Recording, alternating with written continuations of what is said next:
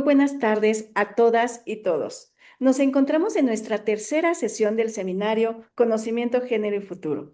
A nombre del comité organizador, aprovechamos para desearles un excelente año 2026. El día de hoy se encuentra con nosotros nuestro director, el doctor Raúl Rodríguez Díaz, el ingeniero Pablo Dávila Silva, secretario académico, la licenciada Alejandra Zárate Sánchez, coordinadora de gestión, la ingeniera Abril Solís, secretaria de Asuntos Escolares, y nuestro ponente del día de hoy, el doctor Víctor Gerardo Perea Santillán, que nos complace muchísimo que lo tengamos aquí en esta tercera sesión. Además, se encuentra con nosotros el maestro David Alejandro Martínez Merino, quien va a estar fungiendo como moderador el día de hoy. Sin más preámbulo, le cedo la palabra al ingeniero Pablo Dávila Silva. Gracias, doctora Marisol. Muy buenas tardes a todas y a todos. Sean ustedes bienvenidos a esta tercera sesión de la segunda emisión de nuestro seminario permanente Conocimiento, Género y Futuro. A nombre del doctor Raúl Rodríguez Díaz, les damos la más cordial bienvenida. Muchas gracias por participar y ser parte de este proyecto, así como agradecemos también al maestro Víctor Gerardo Perea Santillán, quien será el ponente del día de hoy, quien tendrá bien participar con su ponencia denominada Nutrición y Vida Académica, Hábitos Sostenibles para el Bienestar Docente. También agradezco al comité organizador por todo el esfuerzo y dedicación en esta labor y desde luego a todas las dependencias, a la Escuela Nacional Preparatoria, a todas las escuelas participantes de nuestra universidad y también a aquellas que se encuentran fuera de la universidad. Sean todos bienvenidos a esta tercera emisión. Que todos los aprendizajes, los conocimientos y el intercambio de ideas fluyan y se fortalezcan para nuestra actividad docente que llevamos a cabo día con día. Les deseo el mejor de los éxitos y comenzamos. Por favor, maestro David Alejandro. Bueno, muy buena tarde, muchas gracias por la invitación. En esta ocasión fungiré como moderador de la plática del maestro Víctor Gerardo Perea acerca de la nutrición y la vida saludable. No obstante, me gustaría mencionar acerca de la trayectoria académica y la trayectoria profesional del doctor. Si me lo permiten, Víctor Gerardo Perea Santillán es médico cirujano con mención honorífica por la Facultad de Medicina de la Universidad Nacional Autónoma de México y maestro en educación con enfoque en innovación de la práctica docente por la Universidad Virtual del Estado de Guanajuato. Cuenta con formación complementaria mediante diplomados en planeación didáctica y evaluación en ciencias de la salud, así como en género, derechos humanos e interseccionalidad, ambos cursados en la UNAM. Su trayectoria profesional integra la práctica clínica privada con un abordaje integral del síndrome metabólico, la docencia y la gestión educativa y en salud. Ha impartido asignaturas de bioquímica y biología molecular en la Facultad de Medicina de la UNAM, de fisiopatología general en la Escuela Superior de Medicina del Instituto Politécnico Nacional, así como en programas de formación médica para residentes de pediatría y epidemiología en el Hospital Juárez de México, institución en la que también ha desempeñado los cargos de asistente de la Subdirección de Enseñanza, jefe de extensión continua y vinculación y asistente de la Dirección Médica. Actualmente se desempeña como profesor de Educación para la Salud en la Escuela Nacional Preparatoria de la UNAM. Es autor y coautor de artículos de investigación académica, textos de divulgación científica y unidades de apoyo al aprendizaje en el área biomédica. Asimismo, ha participado como ponente en seminarios, congresos y cursos de capacitación dirigidos a estudiantes de pregrado y posgrado, personal de salud, docentes y público en general. Sus líneas de interés, sobre todo, se centran en la promoción de la salud nutricia, así como en la investigación, desarrollo, innovación e implementación de estrategias orientadas a la construcción de ambientes seguros para el proceso de enseñanza-aprendizaje, con especial énfasis en el bienestar estudiantil y docente, la reducción de la deserción escolar, la evaluación alternativa y la promoción del aprendizaje significativo y situado. Maestro Víctor, es un honor tenerlo el día de hoy. Muchas gracias por su participación. No, al contrario, muchas gracias a ustedes, comité organizador, por la invitación. Para mí es todo un honor estar presente aquí y pues Vamos a compartir pantalla para dar inicio a este seminario. Nuevamente, muchas gracias. Bienvenidas y bienvenidas todas las personas que nos acompañan el día de hoy.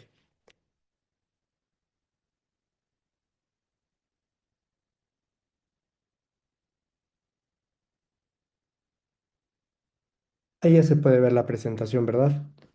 En efecto. Muy bien, muchas gracias. Pues bueno, el día de hoy vamos a hablar de un tema que probablemente pareciera muy sencillo, pero cada vez que profundizamos en él se vuelve muy complejo.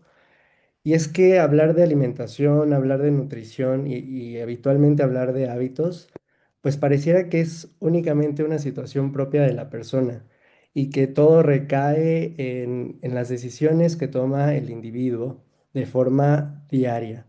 Sin embargo, pues hablar de alimentación y nutrición también es darnos cuenta que no es una situación que depende únicamente del individuo, sino que depende de factores ambientales, factores económicos, factores culturales, factores sociales, inclusive psicológicos, ¿no? Y aquí es donde esta situación pues se vuelve muchísimo más compleja.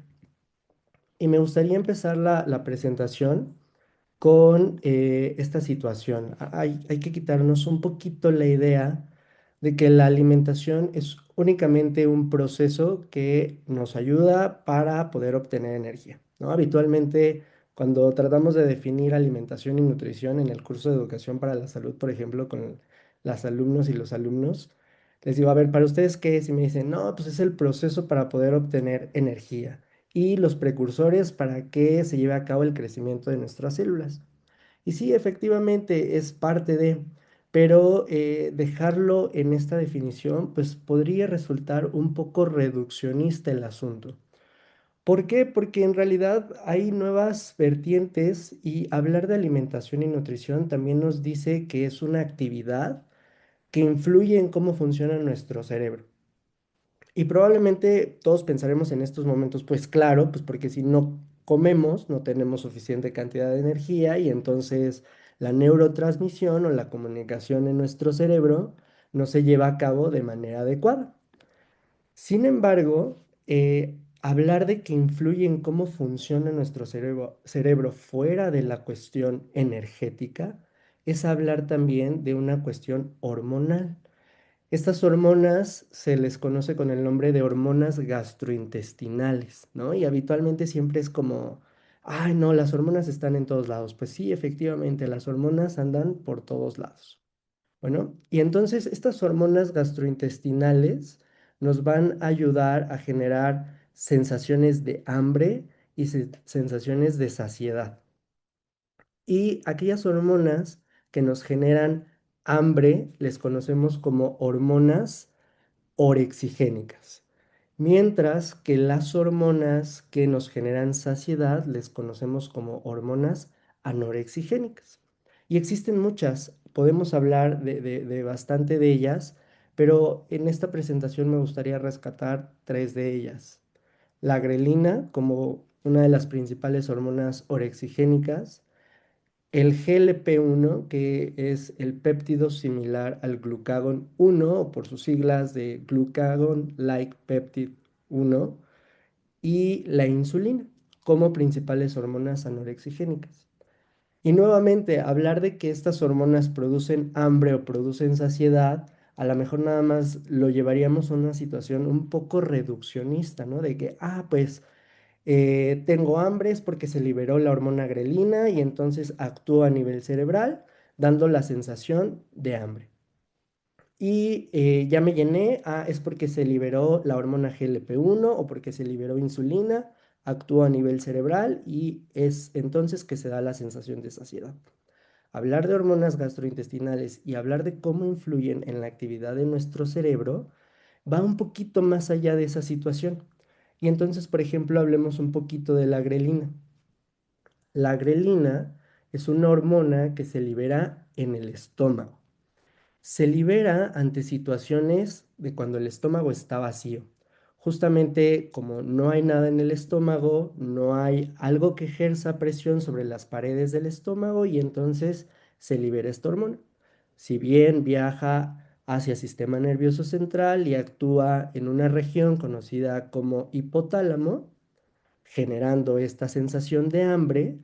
También cuando nosotros no comemos por mucho tiempo y mantenemos este estado de ayuno y ayuno y ayuno prolongado, la grelina no nada más va a estar generando esta sensación de hambre, sino que también va a generar una afectación a nivel de los neurotransmisores, generando ansiedad y sobre todo inhibición de la actividad serotoninérgica. ¿Qué es esto de la actividad serotoninérgica? Se refiere a la actividad de la serotonina. Y seguramente hemos escuchado hablar muchas veces de la serotonina, ¿no? Y habitualmente la asociamos con la felicidad. A veces decimos que es el neurotransmisor de la felicidad. Bueno, pues la serotonina es un neurotransmisor que se encarga de regular estados de ánimo, ¿no? Habitualmente estados de ánimo positivos, sobre todo. Cuando se inhibe la actividad de la serotonina por un exceso de grelina, pues entonces nuestro estado de ánimo se bajonea. Y sí, puede ser que entonces andemos bajoneados porque no hemos comido y nuevamente hablando en términos energéticos, pues no tenemos suficiente cantidad de energía, pero también hablando en términos hormonales, es que nuestra hormona grelina ya estuvo ahí mucho tiempo modulando la actividad de los neurotransmisores, ocasionando su inhibición y entonces haciendo que nuestro estado de ánimo decaiga, generando ansiedad, ¿no? Y entonces, cuando nosotros por fin nos decidimos o por la situación por la cual no hayamos comido termina y comemos, habitualmente lo hacemos muy rápido, lo hacemos de manera apresurada, a veces hasta nos llegamos a dar atracones, ¿no? Y esto suele suceder justamente por el exceso de grelina o el tiempo muy prolongado que la grelina estuvo modulando nuestro cerebro, ¿vale? Por otro lado, hablando del péptido similar al glucagón o del GLP-1, esta hormona se libera en el tracto gastrointestinal y también trabaja en el hipotálamo, generando esta sensación de saciedad. Sin embargo, no solo trabaja generando esta sensación de saciedad y decir, ya me llené, ya no quiero comer más. También trabaja en el estómago. Ahí en el estómago lo que hace es disminuir el vaciamiento gástrico. Hace que el estómago se vacíe muy lento. ¿Para qué? Para que se mantenga lo más tiempo posible distendido y por más tiempo tengamos esta sensación de saciedad y no a los 30 minutos queramos buscar nuevamente qué comer. Y también lo que hace es ayuda a la liberación de insulina, a que la insulina funcione de mejor manera. De hecho, probablemente a lo mejor han escuchado de esta hormona del GLP-1, porque ahorita hubo como un boom de medicamentos que se les conoce como análogos de GLP-1, es decir, que hacen cosas similares al GLP-1 y justamente pues han ayudado a mejorar la resistencia a la insulina y en ocasiones a disminuir de peso porque hacen que el vaciamiento gástrico pues sea más lento. Pero esto no es tema en este seminario, pero sí me gustaría enfocarme en esta parte de la modulación del hipocampo. Nuevamente, me voy a regresar tantito a la primera diapositiva, bueno, la segunda diapositiva, donde les decía que es un proceso que influye en cómo nuestro cerebro trabaja. Y aquí el GLP-1, aparte de trabajar en el hipotálamo, trabaja en el hipocampo. El hipocampo es una zona de nuestro sistema nervioso que se encarga de llevar a cabo procesos de consolidación de la memoria. Hace que el proceso de aprendizaje se lleve de mejor manera, ¿no? Y entonces, cuando nosotros comemos, se libera esta hormona y al liberarse esta hormona, sí nos da saciedad, pero también va a hacer que el hipocampo consolide de mejor manera las situaciones a las cuales nos estamos enfrentando y entonces podamos llevar a cabo procesos de memoria muchísimo más eficaces o procesos de aprendizaje muchísimo más eficaces. Entonces ya pasamos del punto de es que tienes que comer para que tengas suficiente cantidad de energía y tu cerebro pueda consolidar bien lo que aprendes. También es importante comer porque se va a liberar una hormona que se llama GLP-1 y esa hormona va a actuar en el hipocampo de forma benéfica que va a hacer que consolidemos de mejor manera lo que estamos aprendiendo, ¿vale? Y por otro lado tenemos la insulina. Seguramente muchos estamos familiarizados con la insulina y conocemos como su acción esencial de la insulina. Y yo diría quizá su acción básica de la insulina, que es permitir que ingrese glucosa a las células del músculo y a las células del tejido adiposo, de nuestra grasita. Pero nuevamente hablar de que esa es la función de la insulina se vuelve una situación muy reduccionista. La realidad es que la insulina, a lo mejor exagera un poco, pero tiene mil y un funciones, ¿no? Hace muchas cosas. Y entre ellas, una de sus funciones también es modular la actividad de neurotransmisores en el hipocampo de tal manera que también permite llevar a cabo procesos de consolidación de la memoria, del aprendizaje, de que podamos retener de mejor manera la información, ¿no? Y hablando, por ejemplo, en términos académicos, esto pues es de suma importancia para las y los estudiantes. Importante comer para que vayan reteniendo el aprendizaje de mejor manera. Y a lo mejor nosotros diremos, bueno, nosotros ya tenemos una formación académica, pero día a día llevamos a cabo aprendizajes y procesos de modulación en el hipocampo que van generando que se pueda llevar a cabo una neurotransmisión importante y bueno, finalmente la insulina juega un papel muy importante también en esta actividad. Y entonces ahora podríamos decir que, bueno, cualquier alimento que ocasione la liberación de insulina o la liberación de GLP-1, pues entonces van a ayudar a que se lleven a cabo modulaciones del cerebro. Y puede ser que no. En realidad, hace casi unos 20 años empezó a acuñarse mucho este término de alimentos del cerebro, ¿no? Y entonces dijeron, no, es que más bien los alimentos que van a optimizar mucho la liberación de insulina o la liberación de GLP-1, que van a ayudar a que el cerebro funcione de mejor manera, les vamos a llamar alimentos del cerebro y entonces son todos aquellos que optimizan la actividad cerebral. Y si nosotros hacemos ahorita una búsqueda rapidísima en internet, probablemente así le ponen alimentos que ayudan el cerebro, estoy muy seguro que les van a salir una lista quizá igual o muy similar a esta que les estoy presentando aquí. Omega 3, antioxidantes, vitaminas, proteínas, ¿no? Y entonces ahora, a partir de ahora, me voy a comprar mi bote de omega 3 y diario me voy a comer un montón de omega 3 o me voy a comprar el kilo de salmón y diario voy a comer salmón porque entonces el omega 3 pues va a ayudar a que estas hormonas se liberen y entonces pueda tener una mejor actividad cerebral y mi desempeño académico, mi desempeño profesional frente al aula pues va a ser muchísimo mejor. Pareciera que así funcionan las cosas, ¿no? De hecho, a veces hay una situación que llega a pasar en las mañanas, se nos hace tarde, ¿qué hacemos? Mi complejo B, mi vitamina E, mi vitamina D, mi vitamina K y todas las pastillas, todas las vitaminas, me las como, ¿no?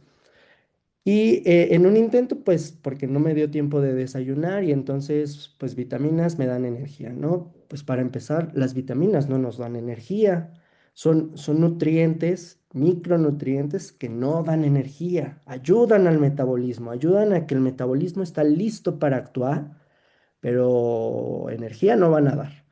Hagan de cuenta que hacen que el metabolismo se ponga sus cubiertos, su servilleta, acomode bien la mesa, pero si al metabolismo no le llega alimento, pues nomás no va a hacer nada. Las vitaminas, y esto es una situación a veces bastante común, solo consumir en las mañanas vitaminas, creyendo que nos van a dar energía y que van a ayudar a nuestras actividades del día a día, ¿no? Y como les comentaba, si nosotros realizamos justamente la búsqueda en Internet, pues nos van a salir ahí. Pero algo que me gustaría rescatar de esta situación es que en realidad no es magia.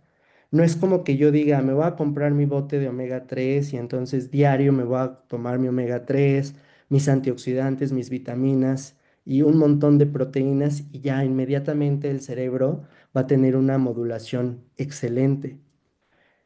Es en realidad conducta, son patrones alimentarios completos en realidad, ¿vale? Por ejemplo, hablando nuevamente del tema de las vitaminas, pues lamentablemente a veces cuando las consumimos en ayunas, sobre todo vitaminas como la A, la E, la vitamina K, la D, pues no se absorben tan bien porque son vitaminas que necesitan de la presencia de alimentos, ¿no? Entonces, nuevamente, no son productos aislados, sino más bien son patrones alimentarios completos los que van a hacer que estas hormonas o que esta modulación en nuestro sistema nervioso se esté llevando a cabo de manera adecuada. Y estos patrones alimentarios habitualmente buscan pues un equilibrio de los diferentes macro y micronutrientes. Y bueno, aquí les pongo una lista de estos patrones alimentarios que por mucho tiempo se ha hablado y habitualmente si uno hace una revisión, una guía de práctica clínica, por ejemplo, se recomienda, ¿no? La dieta mediterránea, dieta DASH, dieta MIND, inclusive a veces hasta la dieta cetogénica o la dieta nórdica o la dieta Okinawa o el famosísimo plato del buen comer. ¿No? Y este tipo de patrones alimentarios, pues son patrones alimentarios donde se habla mucho del uso de cereales integrales, de pescados, de aceite de oliva, ¿no? Lo que habitualmente conocemos como las grasas buenas. Y en realidad podríamos optar por alguno de estos patrones alimentarios cuando hablamos de alimentos del cerebro, pero la realidad es que representan en muchas ocasiones un problema. Yo les mencionaba al inicio que la alimentación, pues no nada más es una situación individual, sino también es una situación que está influenciada por diversos factores, factores sociales, culturales, económicos, y muchas de las veces, pues estos patrones alimentarios no son del todo sostenibles a largo plazo. ¿No? Yo les digo, por ejemplo, a los alumnos de Educación para la Salud en ocasiones, a ver, vamos a plantear una situación de dieta o de patrón alimentario basado en la dieta nórdica, ¿no? Y entonces es buenísima porque va a ayudar al cerebro a que funcione de mejor manera, pero está basada en mucho pescado, sobre todo salmón, ¿no? Y entonces nos vamos a hacer investigación y cuánto cuesta el kilo de salmón y qué cantidad de salmón tendrían que comer. Y entonces, pues nos damos cuenta que a veces no es tan sostenible para muchas y muchos de nosotros. Y no nos extraña que a veces, inclusive en situaciones institucionales, pues es lo que nos dicen, tienes que comer mucho salmón y mucho de aceite de oliva y el litro de aceite de oliva anda en 300 pesos y entonces pues se vuelve un poco complicado, ¿no? Y también recae a veces en el desconocimiento de lo que realmente representa una dieta equilibrada. Pensemos, por ejemplo, en el plato del buen comer. Aquí el plato del buen comer nos dice verduras y frutas, muchas, ¿no? Cereales suficientes, carnes pocas, ¿no? De origen animal poco. Y entonces, habitualmente, por ejemplo, en la consulta, que veo síndrome metabólico, que incluye alteraciones de los lípidos, y una de las cosas más frecuentes en la alteración de los lípidos es colesterol y triacilgliceroles, comúnmente conocidos como los triglicéridos elevadísimos, ¿no? Y me dicen, pues ya no como carne, me dijeron que dejara la carne de cerdo y me dijeron que comiera muchas frutas y verduras, ¿no? Y sí, aquí lo dice el plato del buen comer como patrón alimentario, muchas frutas y verduras. Pero realmente, ¿qué significa eso de muchas frutas y verduras? Porque en ocasiones, pues justamente ya quitaron estos productos de origen animal que les dijeron que iban a elevar su colesterol y que iba a elevar sus triacilgliceroles, llegan nuevamente a la consulta y siguen con el colesterol, principalmente con los triacilgliceroles elevados, y es que como muchas ensaladas, ¿no? Y entonces hablar nuevamente que muchas frutas y muchas verduras también pueden elevar los triacilgliceroles. Ese exceso de glucosa puede hacer que se conviertan en ácidos grasos, que es un tipo de lípidos, se esterifiquen con glicerol y entonces formen los famosísimos triacilgliceroles o triglicéridos. Y entonces se hizo seguimiento de lo que nos decía el plato del buen comer, muchas frutas y verduras, pero realmente, ¿qué es eso de muchas o hasta dónde podemos decir que efectivamente es mucho lo que debemos de consumir? Y habitualmente cuando hablamos de alimentos del cerebro, habitualmente ya se está empezando a dejar de usar la terminología de alimentos del cerebro porque es importante mencionar que el cerebro no es un órgano que se encuentra aislado del resto de nuestro cuerpo, ¿no? Habitualmente siempre consideramos que el cerebro es el órgano más importante, pero todos los órganos son importantísimos, todos, ¿no? Y todos funcionan para algo y nos permiten, pues, llevar a cabo funciones óptimas en nuestro cuerpo. Justamente hablar de salud cerebral más bien debería de cambiarse un poco a hablar de salud en general, ¿vale? No nada más decir voy a comer el omega 3 o voy a comer el aguacate para que mi cerebro funcione, sino más bien es voy a comer esto para hacer que mi cuerpo en general funcione. Y aquí hay unas pautas que de forma genérica deberíamos de buscar en la alimentación para decir que buscamos la salud en general. Y la primera es evitar la alimentación con un balance energético positivo. ¿Qué significa esto de la alimentación con balance energético positivo? Que consumamos, nuevamente hablando en términos de energía, más energía de lo que gastamos. Cuando nosotros consumimos en un balance energético neutro, que es lo que en teoría deberíamos de estar consumiendo, es lo mismo que consumimos de energía, lo mismo que gastamos. En algunas situaciones particulares, bueno, pues nos lleva a llevar a balances energéticos negativos, comer menos energía de la que gastamos. Pero bueno, un patrón de alimentación con balance energético positivo, un exceso de ácidos grasos saturados o un exceso de carbohidratos refinados, esto es lo que no deberíamos de tener, ¿no? En nuestra alimentación para hablar de salud en general, ¿vale?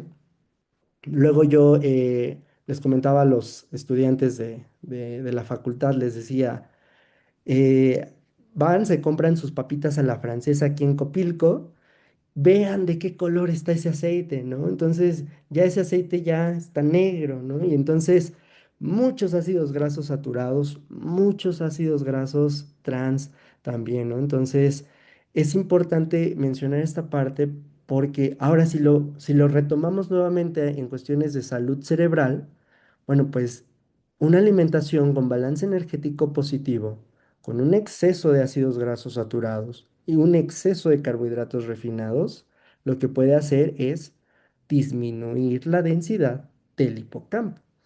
Y la densidad del hipocampo, bueno, pues va haciendo que tengamos problemas en afección cognitiva, ¿vale? Muy bien. Bien, como parte de esta primera, como conclusión de esta primera parte, entonces me gustaría cerrar de esta manera. Comer regula hormonas que influyen en la ansiedad, en la memoria y en la atención, ¿vale? El ayuno prolongado, impuesto por la carga laboral o por decisión propia, tiene efectos reales en el cerebro y no nada más es una cuestión energética de se afecta porque no hay energía, sino ya vimos por la modulación en el hipocampo, por la grelina. Y no se va a tratar de magia, no se trata de llevar una dieta con un balance energético positivo en exceso y aparte comprarme mi omega 3 y ya sentir que el omega 3 me va a funcionar, ¿no? Sino más bien es el conjunto de patrones, actitudes y sobre todo disciplina. No sé si hasta este momento hay alguna duda, alguna pregunta, alguna queja, algo que quisieran compartirnos. Maestro Víctor, justamente retomando esta premisa de que la nutrición no es una magia y retomando todos estos medicamentos que mencionó que son análogos del GLP-1, que en la actualidad se piensa que el bajar de peso es mágico prácticamente y que la nutrición es mágica y de un momento a otro va a haber cambios significativos en la vida del individuo. Tenemos varias preguntas de nuestra audiencia. La primera de estas es, ¿cómo hacer para de verdad tener esta disciplina de cuidado de comer bien, debido a los horarios apretados que en ocasiones por la vida tenemos? ¿Cuál sería cuál sería la recomendación para esta pregunta? Claro. Bueno, muchas gracias por la pregunta. Sí, efectivamente, ¿no? A veces quizás suena medio chiste el asunto, pero decimos o eres tiempo completo o eres tiempo repleto, ¿no? Y entonces tenemos la carga laboral a más no poder y llevar a cabo este tipo de patrones alimenticios ante esta situación laboral se llega a complicar. Em, es muy necesario siempre valorar las condiciones individuales de la persona, pero de forma genérica, más adelante en otra sección, les voy a hablar un poquito sobre algunos hábitos que han servido, que sirven de forma general el poder tratar de llevar este tipo de patrones. Y uno que a veces, adelantándome un poquito, es importante mencionar, es simplemente darnos el tiempo. Y yo sé que a lo mejor suena muy, muy básico la recomendación o digan, ¿cómo me voy a dar el tiempo si estoy muy lleno? ¿No? Pues justamente por eso empezaba con esta situación de la cuestión hormonal, ¿no? Si nosotros entendemos que el no darnos el tiempo, ¿no? A veces tenemos clases de 7 a 7 de la noche, por ejemplo, pero si yo no me doy 10 minutos a las 7 de la mañana, junto con los alumnos, vamos a ver quién ya desayunó, quién no desayunó. Vamos a darnos esos 10 minutos con los alumnos y desayunamos todos y todas, pues entonces se va a complicar más, porque si entonces nada más buscamos el punto en la hora donde medio se pueda acomodar, pues siempre va a resultar medio complejo, ¿vale? Hablar de salud siempre es igual a hablar de la salud propia de uno, ¿vale? Y sí. Sí, sí, considero que se vale, así como a veces los alumnos tienen sus 10 minutos de descanso, pues también se vale que nosotros tengamos nuestros 10 minutos de descanso para poder optar por los alimentos, ¿no? Claro, y obviamente tomando en cuenta que prácticamente todos somos humanos y todos necesitamos comer, así como ellos necesitan tener energía para poder entrar a clases y poder llevar a cabo el proceso de aprendizaje, nosotros debemos tener energía para poder llevar a cabo el proceso de enseñanza, ¿no? Y evidentemente esto es un proceso bidireccional, ¿no? Nosotros también aprendemos de ellos, ¿no? También nuestra audiencia, perdón, nos pregunta qué se puede hacer para bajar triglicéridos justo cuando estamos corriendo todo el tiempo. Bueno, habitualmente hablando de triacilgliceroles o de triglicéridos, siempre hay que ver un componente dietético. Es importante esa situación, ¿no? Y también en el momento en el que se toma la muestra, ¿no? A veces hay falsos positivos en donde las personas no cumplen el tiempo de ayuno y entonces el no cumplir el tiempo de ayuno habitualmente puede generar que los triacilgliceroles estén muy aumentados o tener mucho tiempo de ayuno puede hacer que también los triacilgliceroles estén muy aumentados, ¿no? Entonces siempre es importante desde el punto de vista clínico pues hacer una buena interrogación si por ejemplo podría irse por esa parte de allá. En dado caso que no se deba a esa situación, bueno, hay que buscar el patrón alimentario, ¿no? Habitualmente siempre se nos restringe alimentos ricos en colesterol, pero pues son dos lípidos diferentes y también considerar que los carbohidratos la mayoría de las veces en exceso pues van a terminar entre acilgliceroles o triglicéridos. Entonces es también enfocar pues más hacia dónde queremos irnos. Claro, y evidentemente sabemos esto, que tenemos un componente muy importante de llevar a cabo actividad física, ¿no? Una actividad física que por un lado nos permita disminuir el estrés de la vida cotidiana y por otro lado también nos permita poder en algunas ocasiones eliminar o quitar esa energía extra que a veces consumimos, ¿no? En nuestra dieta. Con base en esto, nos pregunta nuestra audiencia. Buena tarde, en mi caso asisto a la escuela en bicicleta, son aproximadamente 20 kilómetros y tiene jornadas de 6 horas. ¿Qué alimentos serían convenientes para poder consumir entre clases y tenga un desempeño máximo? Muy bien. Bueno, pues de entrada, simplemente desde el hecho de que acude en bicicleta y son más o menos 20 kilómetros, pues necesitamos, pues, hablando en términos energéticos, tener una buena administración energética en ese trayecto. Y habitualmente lo que nos ayuda en esas situaciones, pues, son carbohidratos complejos. Más adelante lo voy a retomar un poquito esta parte de los carbohidratos complejos, pero un carbohidrato simple va a ocasionar un aumento súbito de la concentración de glucosa, nos va a dar energía de forma inmediata, pero así como subió la glucosa, va a bajar. Mientras que un carbohidrato complejo o un alimento más complejo nos puede generar energía por un tiempo más prolongado.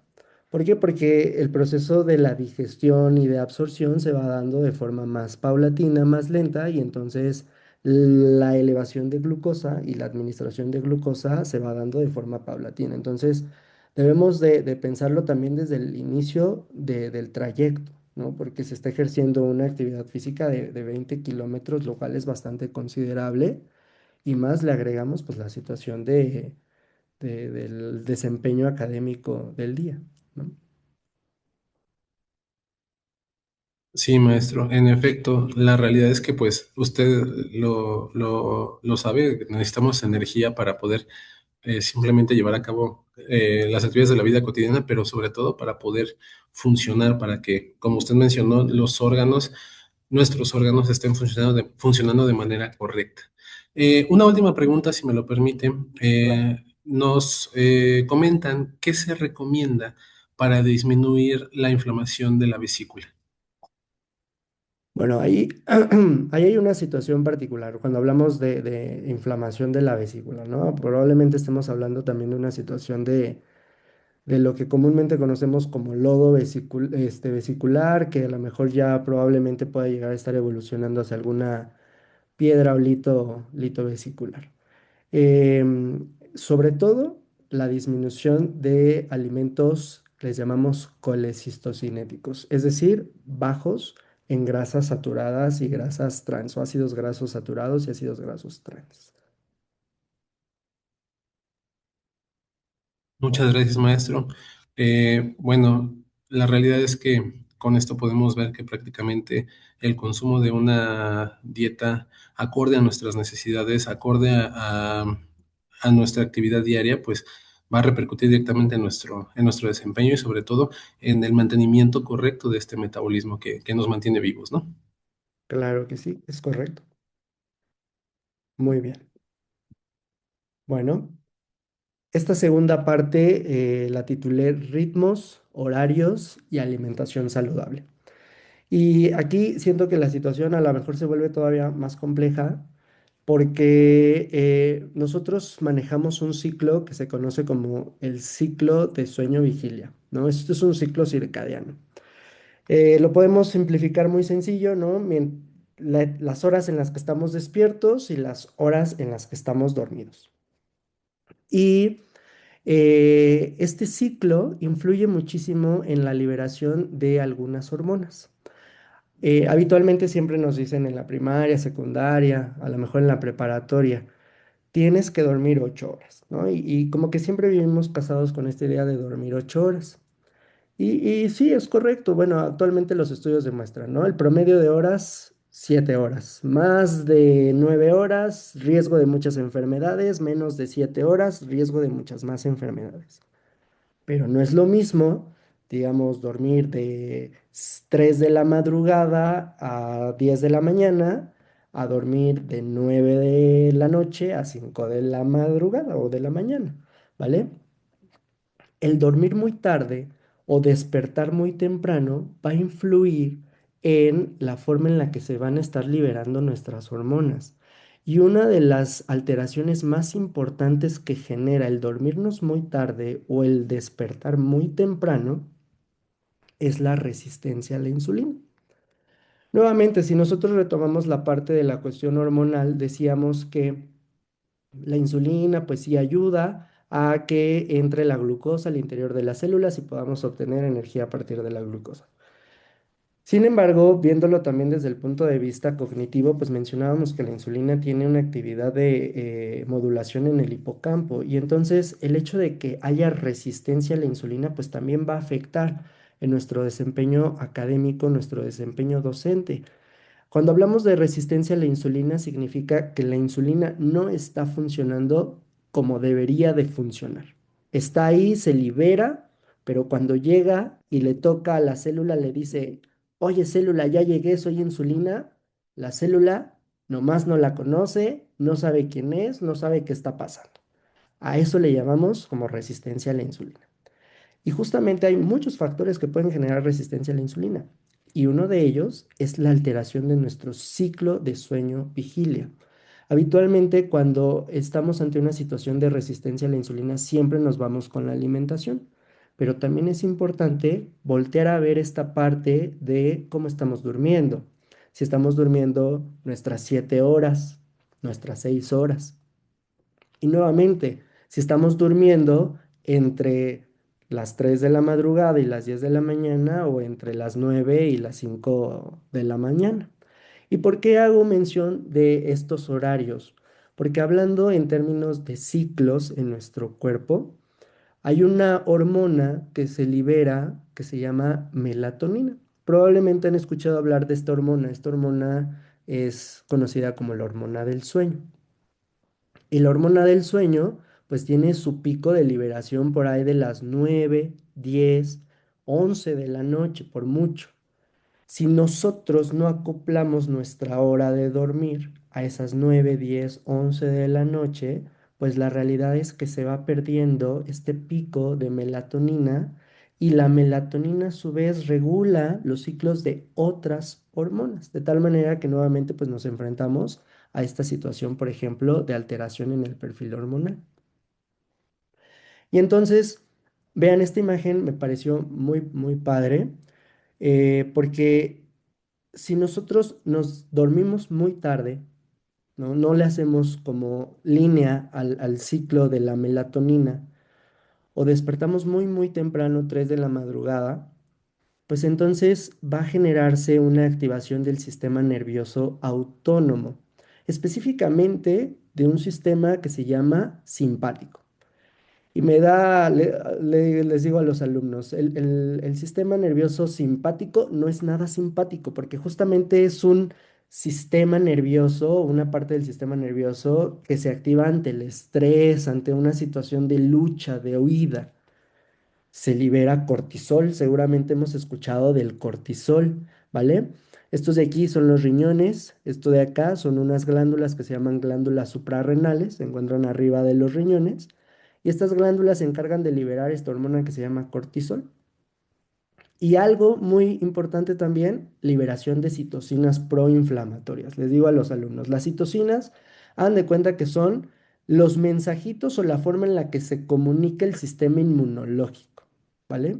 Entonces, se liberan muchas citocinas que generan inflamación.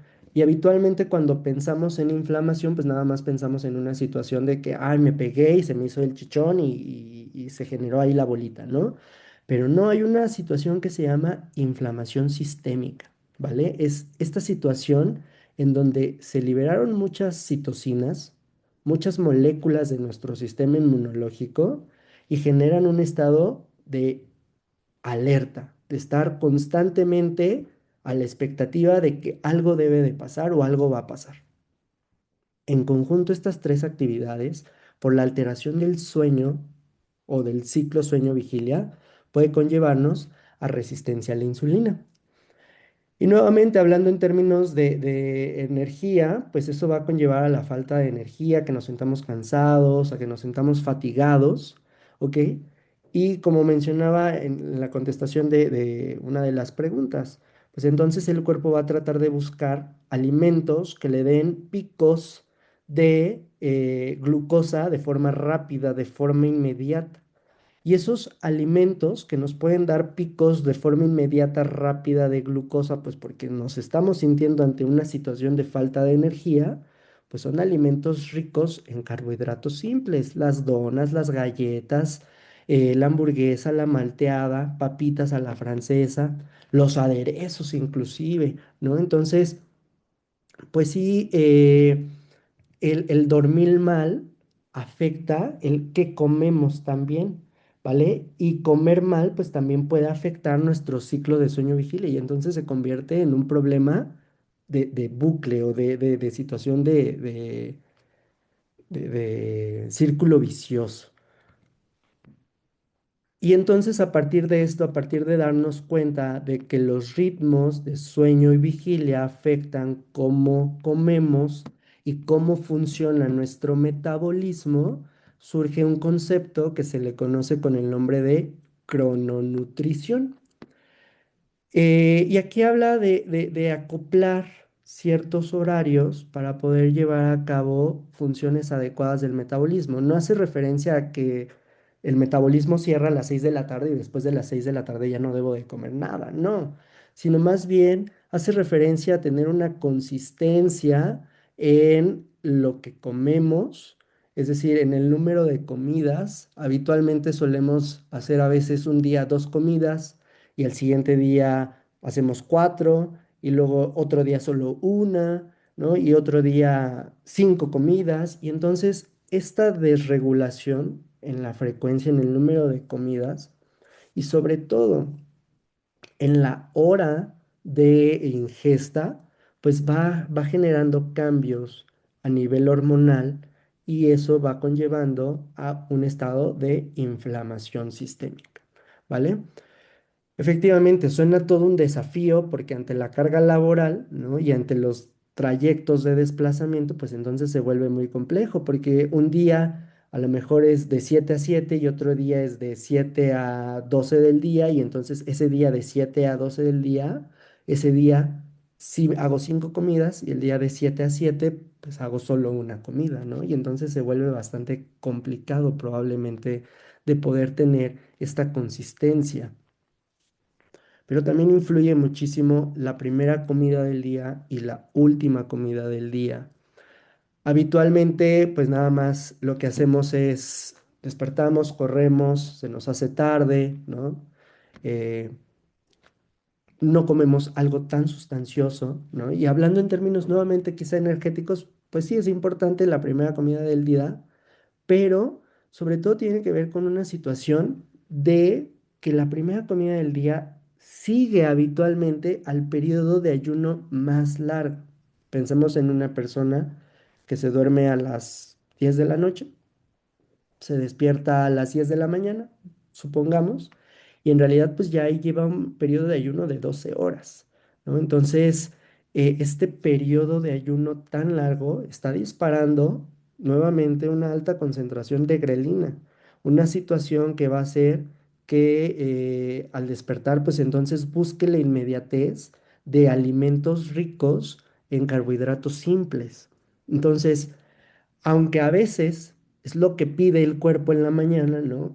Los churros, la torta de tamal y el atolito y el cafecito y la malteada, pues es importante también, pues, un poco de patrón alimentario, ¿no? Enfocarnos a que eso es lo que está pidiendo, pero es porque ya llevé un tiempo muy prolongado de ayuno, pero no porque lo esté pidiendo el cuerpo, es lo que realmente va a necesitar en esos momentos, ¿no? Y la última comida del día. ¿Por qué la última comida del día? Porque habitualmente, supongamos, cenamos a las 10 de la noche y me duermo 10:30 y en realidad comí mucho porque no había comido en todo el día, ¿no? Y entonces me llené. pues en realidad ya llevó un periodo de descanso y ese periodo de descanso el metabolismo en vez de gastar va a almacenar. Entonces todo el exceso de energía se va a ir almacenando y almacenando y eso puede conllevar también a una disfunción metabólica. Pues esto justamente ha llevado a algo que se le conoce con el nombre de síndrome metabólico. Y en el síndrome metabólico, pues nos encontramos con situaciones de alteración de la glucosa, de hipertensión arterial o cifras de presión arterial elevada y alteración en el perfil lipídico, aumento de colesterol, aumento de triacilgliceroles. Y bueno, nuevamente retomando un poquito esta parte de los patrones de consumo, em, haciendo pues referencia, ¿no? A que es importante la primera y última comida del día. Bueno, pues habitualmente los carbohidratos oscilan entre un 50 a un 65% de la energía de nuestro cuerpo. Los lípidos entre un 20 a un 30% de los requerimientos energéticos y las proteínas entre un 10 a un 20%. Es importante nuevamente contextualizar esta situación porque seguramente ya vieron a lo mejor en las noticias, en redes, que justamente acaba de haber un cambio en las pirámides nutricionales, ¿no? Y entonces ahora las proteínas las ponen prácticamente casi hasta arriba, o a veces es lo que nos dan a entender, ¿no? Las proteínas. Pero la realidad de la población mexicana es que pues trabajamos la mayoría de las veces con carbohidratos, ¿no? Y eso es algo que habitualmente siempre hay, tortillas, por ejemplo, ¿no? Y eso es, les digo a mis pacientes, ¿quieres el taco de lechuga o quieres un taco con tortilla? Pues la mayoría de las veces prefiere el taco con la tortilla que el taco de lechuga, ¿no? Y hemos llegado a un punto en donde también los carbohidratos se han satanizado muchísimo. ¿Vale? Ya uno anda en redes sociales y de repente receta sin carbohidratos, receta sin carbohidratos, receta sin carbohidratos, receta alta en proteínas, ¿no? Y entonces también ya la proteína se ha vuelto como una situación de consideración que es lo mejor, ¿no? Pero también hay que tener cuidado, lo vamos a ver un poquito más adelante, pero el consumo excesivo de proteínas también es perjudicial, nos puede causar problemas renales. O sea, ha visto asociación entre el consumo excesivo de proteínas y lesiones renales. Habitualmente la mayoría de los estudios refieren en personas que ya tenían una predisposición, pero también en personas sanas, ¿vale? Y bueno, cerrando un poquito esta parte de los ciclos. Pues entonces, a manera de conclusión, saltarse comidas afecta el metabolismo de la insulina, eso genera resistencia a la insulina, alteraciones en los patrones de alimentación, alimentos con alto índice calórico, pues pueden llegar a ser perjudiciales para la neuromodulación y la cronodisrupción, es decir, no llevar a cabo pues esta situación de una constante en los alimentos que se consumen en un día, en las horas en que se consumen esos alimentos, pues puede conllevar también a la afección de nuestra cognición, ¿vale? Y hablando un poquito de nutrientes claves para la vida, tenemos que los nutrientes podemos definirlos como sustancias químicas que son necesarias para llevar a cabo funciones esenciales. Y tenemos dos tipos de nutrientes. Nutrientes que se les conoce con el nombre de macronutrientes. Yo les digo a los alumnos, porque son moléculas grandotas, pero porque aparte nos dan energía, lípidos, carbohidratos, proteínas. Y micronutrientes porque los necesitamos en menor proporción, porque son más pequeños y porque no nos dan energía. Y aquí en los micronutrientes, pues justamente se encuentran las vitaminas y se encuentran los minerales. Y bueno, ¿para qué necesitamos esos macro y micronutrientes? Para que el metabolismo funcione de manera adecuada, ¿no? Y esto es una imagen de algunas rutas metabólicas, de algunas, de las muchas que hay, ¿no? Y a veces justamente espanta, ¿no? Y, ay, ¿cómo funciona el metabolismo? ¿Esto es muy complejo? Pues sí, no, pero son necesarias para que el metabolismo celular funcione. Y estos nutrientes nos van hablando específicamente de los macronutrientes, pues nos van a permitir obtener energía. Y como mencionaba, habitualmente en el contexto en el cual nos desenvolvemos, pues los carbohidratos representan la principal fuente de energía de nuestro cuerpo, ¿vale? Y entonces tenemos carbohidratos que nos van a dar picos muy altos de glucosa, pero muy rápidos, que se acaban en menos de una hora, esos picos de glucosa, y alimentos o carbohidratos que nos van a dar, pues a lo mejor no picos de glucosa, pero sí una constante administración de energía a través del tiempo. ¿De qué va a depender de que en nuestro cuerpo se haga este boom o esta curva o vaya a una situación un poco más plana y se prolongue en el tiempo? Va a depender de la complejidad de la molécula, va a depender de la presencia de fibra al momento de consumir alimentos. Y entonces, aquí es donde más bien tenemos que tener cuidado cuando hablamos de carbohidrato. No está mal el comerse la tortilla, ¿no? Y ya satanizar que debo de dejar de comer la tortilla, sino más bien el tipo de carbohidrato que voy a consumir. Porque carbohidratos muy sencillos van a hacer que se libere insulina y entonces eso va a generar que la glucosa entre a las células, pero hace el pico y se acaba, ¿no? Y si nosotros le volvemos a meter pues un alimento con carbohidratos simples o alimentos sin la presencia de fibra, pues nuevamente hace este pico y baja, pico y baja, pico y baja. Si nosotros hacemos esa estimulación constante, va a llegar un punto en el que el páncreas se canse y nuevamente aparece la famosísima resistencia a la insulina de la cual hemos estado hablando.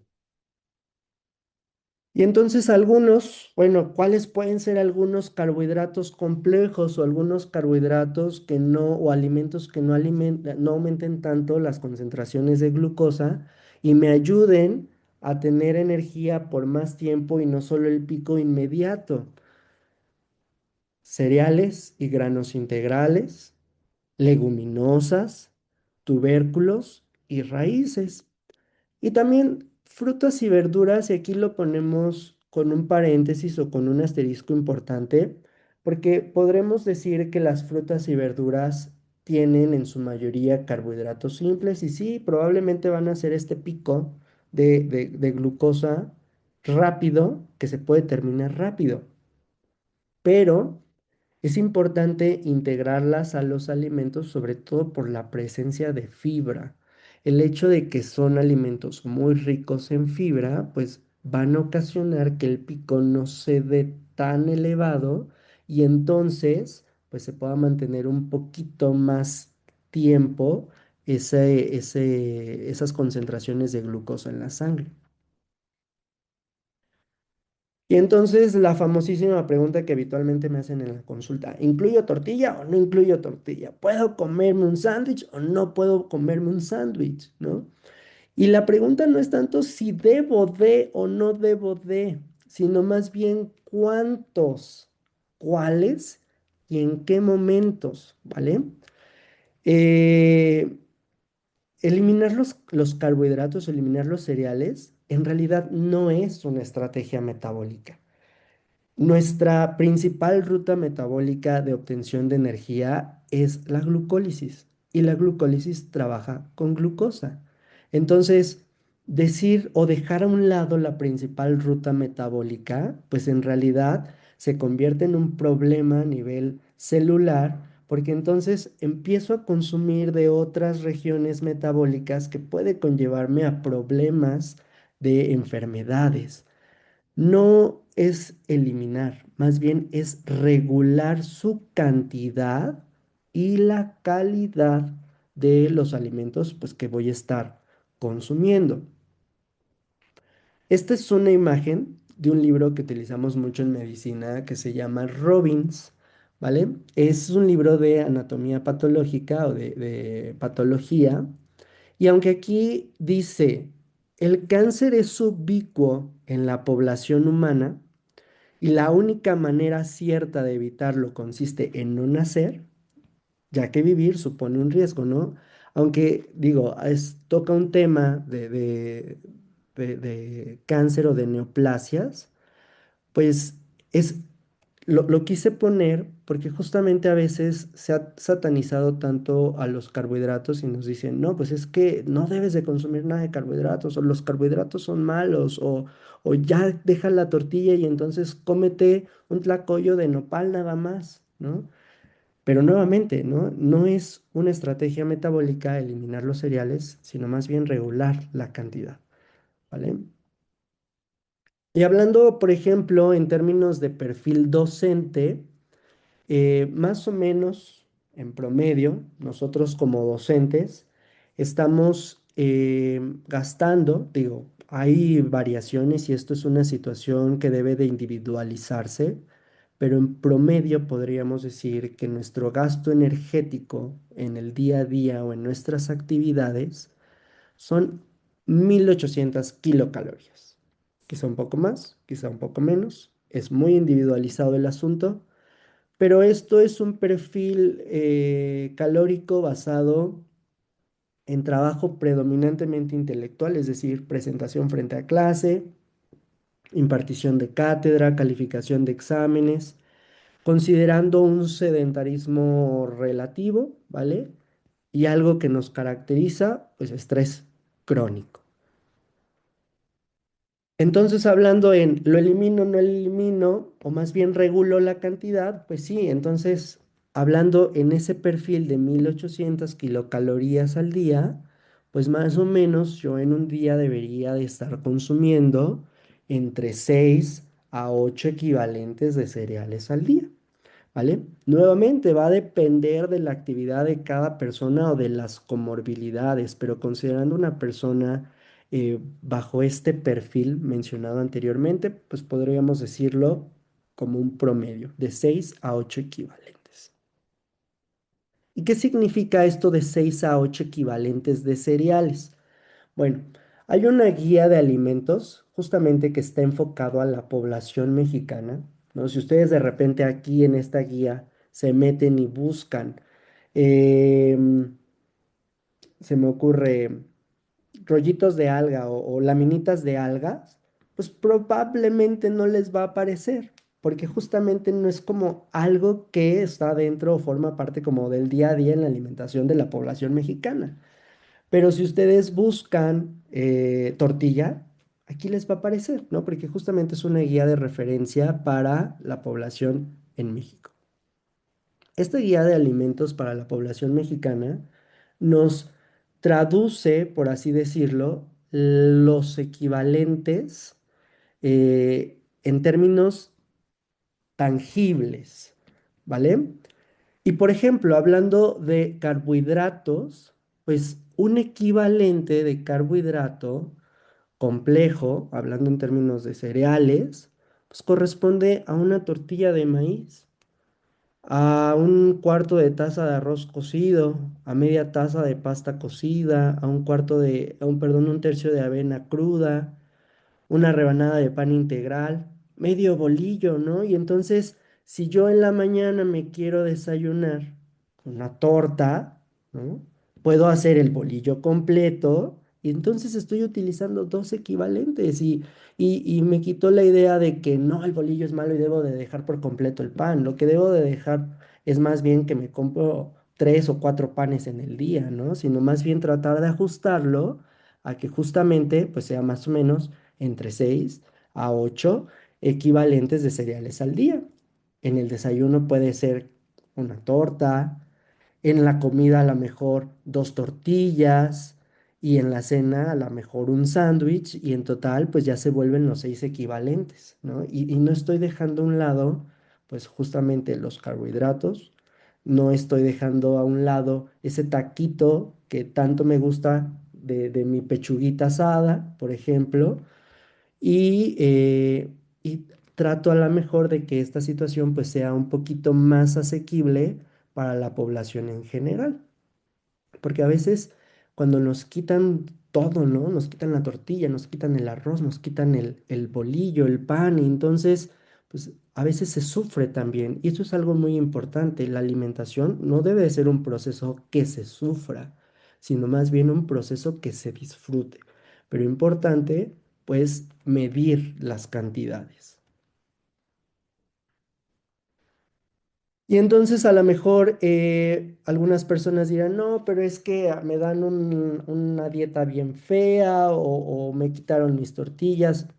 Por ejemplo, aquí les traigo un menú, ¿no? Un ejemplo de menú, de hecho, que es para una persona para bajar de peso. Una dieta hipocalórica. Ni siquiera llegamos a estos 1800 kilocalorías en el día. Y hablando en términos de, por ejemplo, una dieta hipocalórica, esto en un desayuno, por ejemplo, podemos incluir dos equivalentes de cereales, un equivalente de verduras, un equivalente de frutas, un equivalente de alimentos de origen animal. Aquí a lo mejor no incluimos equivalentes de leguminosas, pero sí incluimos leche y algunos otros sustitutos, grasas y azúcares. No incluimos. ¿Y cómo quedaría ya acomodado más o menos? Pues el equivalente de alimentos de origen animal equivale a un huevo. No, pero es que me dijeron que le tengo que quitar la yema porque aumenta el colesterol. No, eso no es cierto, ¿vale? Actualmente se sabe que no le tenemos que quitar la yema al huevo porque no influye en el colesterol. Tendríamos que comernos 1 kilo de huevo en el día para que entonces ahora sí aumente la cantidad de colesterol, pero si me voy a echar un huevo a la mexicana sin el temor de dejarle la yema, ¿no? Y entonces mis verduras, cebolla, chile verde, jitomate, ¿vale? Ah, pero me dijeron que sin aceite. Pues sí, podemos utilizar una cucharadita de aceite. Si no, se pega a veces el huevo, ¿no? En el sartén con mis dos tortillitas o a lo mejor me hago un sándwich de huevo, ¿no? Fruta, casi no me gusta la fruta picada. Bueno, me voy a hacer un licuado. Aquí en el ejemplo estamos utilizando mamey, pero podemos utilizar guayaba, plátano, ¿vale? La leche, a veces igual nos vamos a leche descremada, leche light, pero puede llegar a ser leche entera, dependiendo de las comorbilidades de las personas también, ¿vale? Y entonces queda huevito a la mexicana con sus dos tortillitas y su licuado, ¿no? Y entonces no estoy quitando cereales, ¿vale? No estoy quitando grasas, sino solamente estoy racionando la cantidad de alimento que estoy consumiendo, ¿no? Y nuevamente lo que les platicaba un poquito en unas diapositivas anteriores, recientemente salió una publicación por el gobierno de Estados Unidos la nueva pirámide alimenticia, ¿no? Y entonces se invierte la nueva pirámide y entonces los cereales hasta abajo y hasta arriba, bueno, siguen poniendo frutas y verduras, pero ponen proteínas, ¿no? Y ahora es la base de la alimentación, las proteínas. Es importante considerar también el contexto. El contexto estadounidense es muy diferente al contexto mexicano, o en principio es bastante diferente, ¿vale?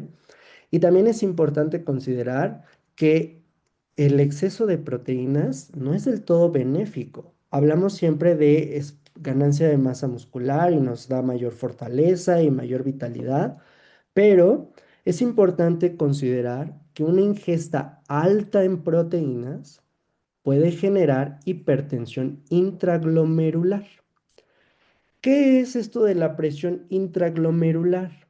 La presión intraglomerular, el glomérulo es una región microscópica en los riñones cuya función de esta estructura es filtrar la sangre, es producir la orina. Hagan de cuenta que ahí es como si fuera un colador. Entra la sangre y el glomérulo selecciona. Esto funciona, se regresa la sangre. Esto ya no funciona, se va a desechar en la orina. Esa es la función de nuestro glomérulo de forma genérica. Cuando nosotros tenemos un exceso en ingesta de proteínas, Pues aumenta la presión dentro del glomérulo. Y al aumentar la presión dentro del glomérulo, se lleva a cabo un proceso de hiperfiltración renal. Es decir, la velocidad con la que empieza a trabajar el riñón aumenta muchísimo. Y entonces, en vez de seleccionar paso a paso, lo que sirve y lo que no sirve, lo va a la orina y lo que sirve lo regresa a la sangre, lo hace al 200% y está trabajando, trabajando, trabajando, trabajando. Eso puede conllevar a lesión glomerular, a que a futuro ese riñoncito o ese glomérulo ya no seleccione muy bien lo que debería de regresar a la sangre y lo que se debería de ir en la orina. Y de hecho empiece ahora a tirar proteínas en la orina, un proceso que se le conoce con el nombre de proteinuria. Esto se ha visto sobre todo en personas que ya tenían una predisposición o una lesión renal que aunque no fuera clínica, ya estaba ahí de forma subclínica. No nos dábamos cuenta, pero ya estaba ahí. Sin embargo, los nuevos estudios también han estado demostrando que podría conducir a enfermedad renal crónica de nuevo. Es decir, no existía antecedente de enfermedad renal, no había lesión que no se viera y el exceso excesivo de las proteínas, pues justamente conllevó a que apareciera esa lesión. Y eso pues terminó en que el riñón dejaba de funcionar por el resto de la vida en algo que conocemos como enfermedad renal crónica. Aparte de que también el metabolismo de las proteínas puede conllevar a procesos de acidificación. Y los procesos de acidificación pueden ocasionar descalcificación de los huesos y entonces ser más propensos a fracturas, ¿no? Y con esto no es como ahora decirles voy a satanizar las proteínas y voy a defender a los carbohidratos y proteínas ya nada, no, sino más bien hacer conciencia que en realidad no se trata de que deben ser mucho, mucho, mucho, mucho, mucho de uno y descuidar otros macronutrientes, sino más bien debe ser un equilibrio, ¿no? Y en esta situación, pues no quedarnos tampoco con la idea de que ahora las proteínas, pues son la situación que nos va a salvar de los problemas metabólicos a los cuales nos enfrentamos y que el consumo de carbohidratos va a ser el generador de todos nuestros problemas metabólicos que podamos llegar a tener, sino más bien es que debe de existir el equilibrio de lo que consumimos. Para cerrar esta parte, esta tercera parte, bueno, me gustaría cerrar la conclusión uno. No es el tipo de alimento, sino más bien la cantidad del alimento, ¿vale? Igual como dice el Robbins, este libro que les mencioné, prácticamente todo nos puede generar cáncer, ¿no? Todo en exceso nos hace daño, hasta el agua en exceso nos puede hacer daño. Es importante saber elegir los carbohidratos, no es cuestión de eliminarlos, sino más bien saber elegirlos. Y es por esto, por esta situación de saber elegir los carbohidratos, para evitar los picos de insulina que nos puedan llevar a resistencia de la misma. Hasta aquí no sé si tengan alguna duda, pregunta, algún comentario que gustarían compartirnos. Maestro Víctor, curiosamente, esto que comenta me recuerda mucho a un principio de la toxicología moderna, ¿no? Algo que decía Paracelso de dosis sola, fácil veneno, que la dosis hacia el veneno, ¿no? Y aquí el problema no es el uso de las macromoléculas o de las micromoléculas, es el abuso, ¿no? El no Claro. saber balancearlos, el no saber eh, respetar esas raciones para que de esta manera no se hagan desbalances a nivel metabólico, ¿no? Nos comenta nuestra audiencia, maestro. Eh, por ejemplo, comentan que permiten algunos colegas que los alumnos ingieran alimentos durante la clase. Eh, Preguntan si deberíamos reconsiderar la idea de no comer en el aula. ¿Usted qué postura tiene al respecto? Híjoles, yo no me voy a meter aquí en una situación, pero yo sí considero que deberíamos de reconsiderar esta situación de impedir los alimentos, ¿no? porque a veces hasta lo proyectamos hacia uno mismo, ¿no? Si los alumnos no comen, pues yo tampoco, ¿no? Y entonces caemos a lo mejor en este problema de no consumo de alimentos. Entonces, sí, yo considero que debería de reconsiderarse, pero también es importante, hablando en términos de horarios, ¿no? Que digo, es muy complicado, pero podríamos hablar en términos de horarios en la alimentación escolar, ¿no? Por algo están los recreos, por algo están los espacios destinados en la educación básica a los desayunos, por ejemplo, ¿no? También en cuestiones de la educación básica. Sí, obviamente, como decíamos hace un poco atrás en la ponencia, pues también todos somos humanos y todos debemos de consumir alimento para poder obtener la energía necesaria, no solamente la energía, sino para poder funcionar a lo largo de nuestras actividades. Y también hay algo muy interesante porque muchas veces satanizamos a la glucosa, ¿no? Muchas veces le tiramos tierra a la glucosa pensando que la glucosa es la mala. Y hay una pregunta que nos parece muy interesante, es, los nutriólogos recomiendan consumir media hora antes de la comida vinagre diluido en agua. Esto se dice que ayuda a regular la glucosa. ¿Cuál es su postura, maestro?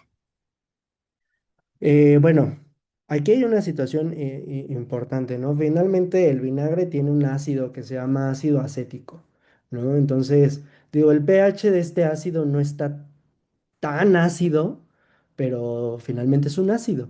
Y tenemos un ácido en nuestro estómago que se llama ácido clorhídrico, ¿no? Entonces, si bien habitualmente hablando en términos de enfermedad ácido péptica, lo que más se asocia con esta enfermedad, pues es la presencia de una bacteria que se llama Helicobacter pylori. Los ayunos prolongados, una acidez prolongada en nuestro estómago, pues puede ayudar a que la bacteria le sea más fácil la destrucción, le digo a los alumnos, la destrucción de su moquito de gástrico, ¿no? Entonces, yo no recomendaría, eso es a muy personal mío, ¿no? Esta situación por esta situación. También hay que ver no nada más una cuestión de, nuevamente, los picos de glucosa, sino también ver qué otras comorbilidades podríamos ir desencadenando en las y los pacientes.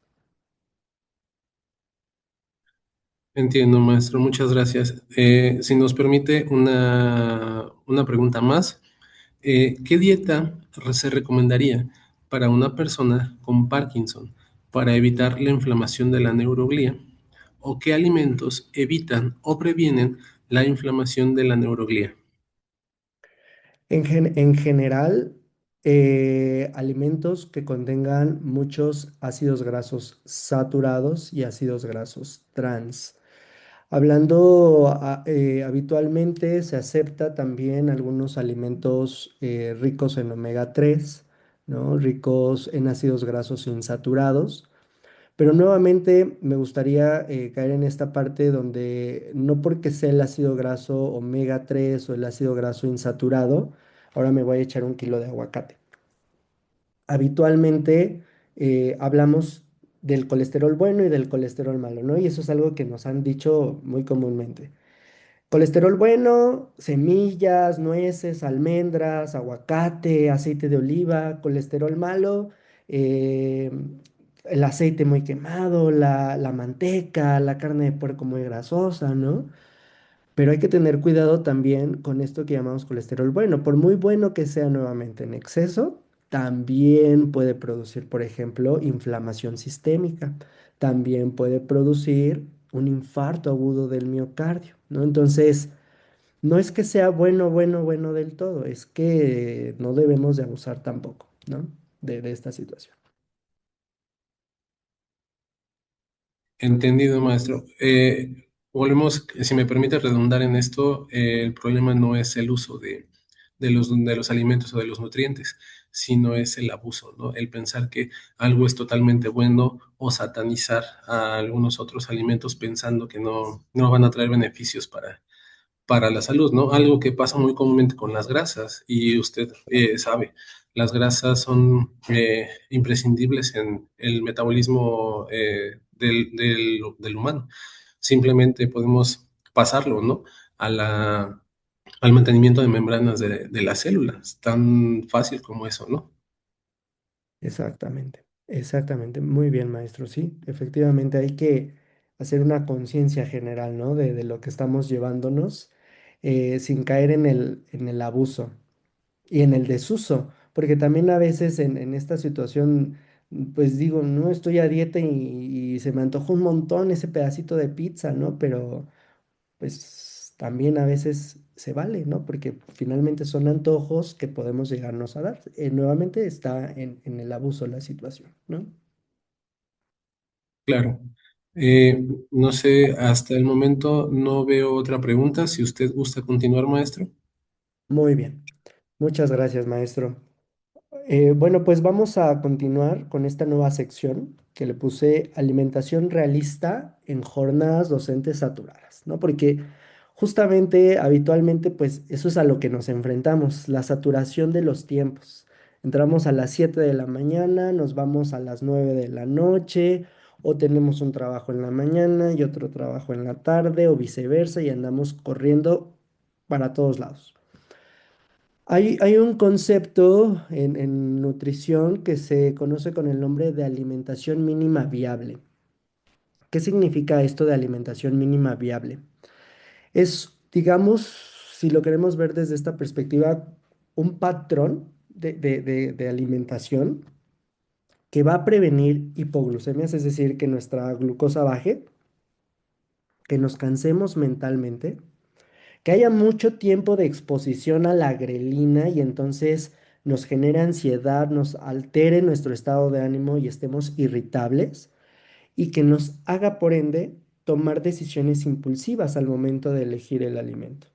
¿Por qué? Porque habitualmente eso llega a pasar. Estamos tan llenos, tan saturados, que entonces lo que hacemos es lo primero que veo, lo primero que se me cruza, lo primero que encuentre en el semáforo en la esquina es lo que como, ¿no? Y entonces eso es una toma de decisión impulsiva en términos de nutrición. Y entonces aquí aplica la regla de algo es mejor que nada.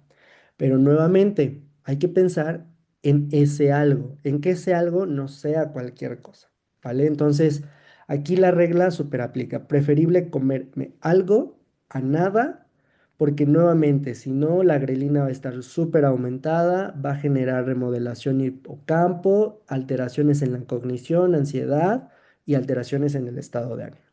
Pero también es importante pensar qué es eso algo que nos va a ayudar. Y entonces también ayuda mucho a pensar en bloques alimentarios básicos. Yo sé que habitualmente vemos la receta súper elaborada en redes sociales y se antoja un montón ponernos a cocinar el salmón, el pescado, el pavo al horno, no sé, ¿no? Algo muy elaborado. Pero la realidad es que no tenemos que cocinar tan elaborado para comer sano, para comer bien o para comer rico inclusive, ¿no? Entonces, el pensar en bloques alimentarios básicos es pensar en tener siempre una fuente de carbohidrato complejo, no carbohidrato simple, sino carbohidrato complejo, en una fuente básica de proteína y en algo de fibra o algo que nos aporte grasas, ¿no? Ejemplo, un snack muy sencillo, fruta, lácteo y un cereal, más proteína simple.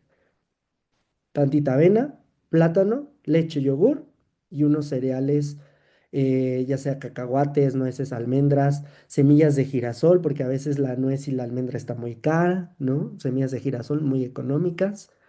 Y eso en general, pues justamente nos está dando de todo un poquito, ¿no? Nos está dando carbohidratos, nos está dando proteína, nos está dando fibra, nos está dando grasa, ¿vale?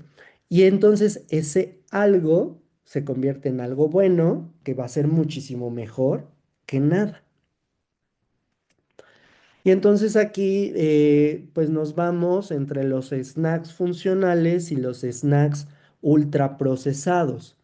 Hablando de los snacks funcionales, pues van a ser todos aquellos que nos van a aportar energía sostenida, importante, saciedad y macro y micronutrientes. Mientras que un snack ultra procesado nos va a dar energía súper rápida, nos da baja saciedad, porque finalmente pensemos, una barrita de las comerciales de cereales que venden, ¿no? Podrá ser cereal, pero trae un montón de carbohidratos simples. Y entonces me como la barrita, me da energía rápido, pero digo, la barrita no me llenó, no me fue suficiente y entonces busco algo más que comer, pero esa barrita ya me dio una cantidad impresionante de kilocalorías. Y entonces, pues genero mayor disrupción metabólica. Algunos ejemplos de snacks funcionales, yogur. Aquí habitualmente les decimos yogur natural, ¿no? Porque tratamos de buscar que no sean muy altos en carbohidratos simples, pero a veces funciona el carbohidrato simple, entonces funciona el yogur de fresa, ¿no? Más fruta. O pan integral con mermelada, o un pan blanco comercial, lo pueden hacer tostado, pueden comprar el pan tostado, le ponen mermelada, un poco de miel, crema de cacahuate, fruta picada, jícama, pepino, más las semillas que a ustedes les guste. Avena instantánea, digo esto por una cuestión de rapidez o de inmediatez, a veces venden sobrecitos. Pero digo, la avena a veces cuesta 20 pesos inclusive, ¿no? Medio kilo. Entonces, em, avena, topercito, tantita leche. Les digo, no tiene que ser la leche ultra light, ultra baja en grasas, enriquecida en proteína. Inclusive si no son intolerantes a la lactosa, pues leche entera sin problemas, ¿no? Y bueno, comparado con los ultraprocesados, las galletitas, el pastelito, el flan, las papas fritas, las sabritas, ¿no? A veces pasa que justamente pensemos, por ejemplo, en esto de las papas fritas y hablando en términos de políticas públicas.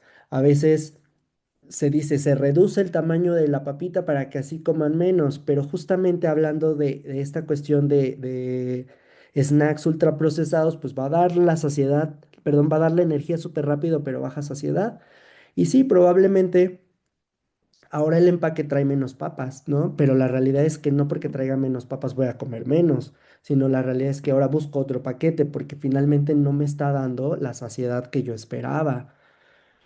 Y bueno, bebidas azucaradas y refrescos. Y aquí es algo muy importante. Yo sé que a veces se antoja en las mañanas el jugo de naranja, por ejemplo, jugo de frutas, ¿no?